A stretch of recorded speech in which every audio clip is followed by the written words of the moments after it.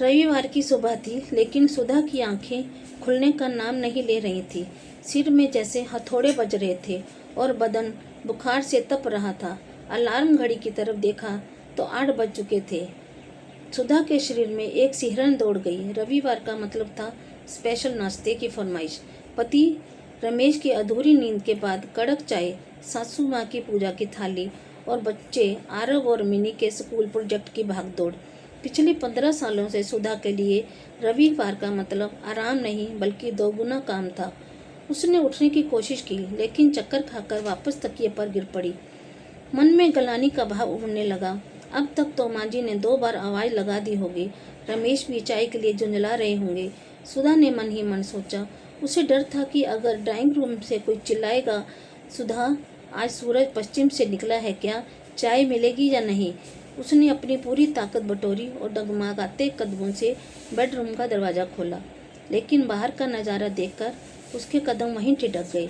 Kitchen से बर्तनों की खटखटें की आवाज़ तो आ रही थी, लेकिन वो शोर नहीं था जिससे सुधा डर जाए। एक धीमी धीमी खुशबू हवा में तैर रही थी, अदरक और इलायची वाली चाय की खुशबू। सुधा ने छिपकर देखा। किचन में रमेश खड़े थे।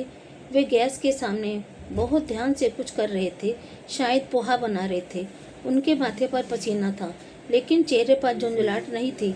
तभी 12 साल का आरव वहाँ आया। पापा, धनिया काट दिया मैंने, अब इसमें डालूं? धीरे धीरे बेटा बोला। रमेश ने होंठों पर उंगली रखते हुए फुसफुसाया, कहा, माँ सो रही हैं, उनकी तबीयत ठीक नहीं है, आवाज़ हुई तो उनकी नींद टूट जाएगी। सुधा की आंखों में नमी आ गई।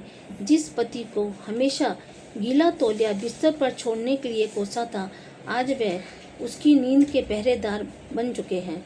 तभी सासू माँ विमला देवी, जो अपनी सुबह की पूजा खत्म कर चुकी थी, धीरे धीरे किचन की तरफ बढ़ी थी। सुधा का दिल जोर से धड़का। उसे लगा अब माँ जी जरूर डांटेंगी कि रसोई का ये क्या हाल बना रखा है, लेकिन माँ जी ने रमेश के हाथ से कड़छी ले ली। हट जा लल्ला, तू पोहा नहीं हलवा बना देगा, मैं छोंक लगा देती हूँ, तू जाकर बच्चों को नहला दे। फिर माँ जी ने आरव से कहा, बेटा जाकर देख तेरी माँ के सिरहाने पानी की बोतल है या नहीं, और आवाज़ मत करना, बेचारी हफ्ते भर खटती है, आज उसे सोने दो। सुधा ने सीधा से और खड़ा नहीं रह पाई। वह दरवाजे की चौखट पकड़कर वहीं बैठ गई। उसकी आंखों से आंसू बहने लगे। ये आंसू बुखार की पीड़ा के नहीं थे, ये उस सुकून के थे जिसे वह बरसों से बाहर तलाश रही थी, लेकिन आज वह उसे अपने घर की 4 दीवारी के भीतर मिल गया था। आरव ने मुड़कर देखा तो सुधा को वहां पाया। अरे मम्मी, आप उठ गई। रमेश तुरंत दौड़कर आए और सुधा को सहारा देकर सोफे पर बिठाया। सुधा, तुम उठी क्यों? तुम्हें पता है ना तुम्हें कितना तेज बुखार है, डॉक्टर ने आराम करने को कहा है। पर नाश्ता, चाय। सुधा की आवाज़ कांप रही थी। रमेश ने मुस्कुराते हुए उसके बालों को सहलाया। सुधा, तुम कोई मशीन नहीं हो, घर हम सबका है, तो जिम्मेदारी सिर्फ तुम्हारी क्यों? आज का दिन हमारे नाम, तुम बस यहाँ बैठो। तभी 8 साल की मिनी दौड़ती हुई आई और अपने नन्हे हाथों से सुधा के पैर दबाने लगी। मम्मा, आप ठीक हो जाओगी, मैंने भगवान जी से प्रे किया है। माँ जी किचन से गरम गरम पोहा और चाय लेकर आई। उन्होंने ट्रे मेज पर रखी और सुधा के माथे पर हाथ रखा। अरे, अभी भी तप रहा है माथा, माँ जी ने चिंता जताई। फिर उन्होंने चाय का कप सुधा के होंठों से लगाया। ले बहू, पहले 2 घूंट चाय पी ले, अदरक फुटकर डाली है, आराम मिलेगा। सुधा ने चाय का घूंट भरा। वह चाय शायद दुनिया की सबसे बेहतरीन चाय नहीं थी।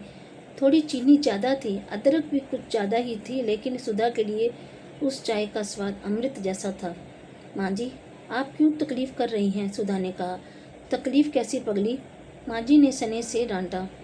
तूने 10 साल इस घर को संभाला, अगर एक दिन हमने तुझे संभाल लिया तो कौन सा पहाड़ टूट पड़ा। यह घर ईंटों से नहीं, एक दूसरे की परवाह से बना है। तू आराम कर, आज किचन में ताला नहीं लगेगा। सुधा ने सोफे पर सिर पीछे टिका दिया और अपनी आंखें बंद कर ली। बाहर बारिश शुरू हो गई थी, लेकिन सुधा के मन में धूप खिली थी। उसे आज समझ आया कि असली सुकून मखमली गद्दों पर सोने से नहीं, ना ही किसी महंगी छुट्टी पर जाने में है। असली सुकून तो उस पल में है जब पति कहे तुम चिंता मत करो मैं हूँ ना, जब सास कहे बहू नहीं बेटी बीमार है मेरी, जब बच्चे कहे मम्मा आज हम आपको परेशान नहीं करेंगे, उस दिन सुधा ने कोई काम नहीं किया। घर थोड़ा बिखरा हुआ था, पोहा थोड़ा ज़्यादा गीला हो गया था, बच्चों के कपड़े ठीक से प्रेस नहीं थे, लेकिन उस दिन उस घर में जो शांति और प्रेम था वह किसी भी व्यवस्थित घर से कहीं ज़्यादा सुंदर था। सुधा समझ गई कि अकेली नहीं है, उसका परिवार सिर्फ उसकी ज़रूरतों का मोहताज नहीं है, बल्कि वे उससे प्रेम करते हैं, और यह एहसास किसी भी दवा से ज़्यादा असरदार था। उस रविवार की सुबह सुधा को बुखार ने तोड़ा नहीं, बल्कि उसके परिवार ने उसे और मजबूती से जोड़ दिया। दोस्तों, अगर घर की महिलाएं सोचती हैं कि उनके बिना घर नहीं चलेगा, लेकिन सच तो यह है कि जब परिवार साथ खड़ा हो जाता है तो घर स्वर्ग बन जाता है। सुकून कहीं और नहीं, अपनों के प्यार और परवाह में है। इस कहानी को लेकर आपकी क्या राय है? कि आपके घर में भी ऐसे पल आते हैं जब सबने मिलकर जिम्मेदारी उठाई हो? कमेंट में अपने अनुभव जरूर भेजना। राधे राधे।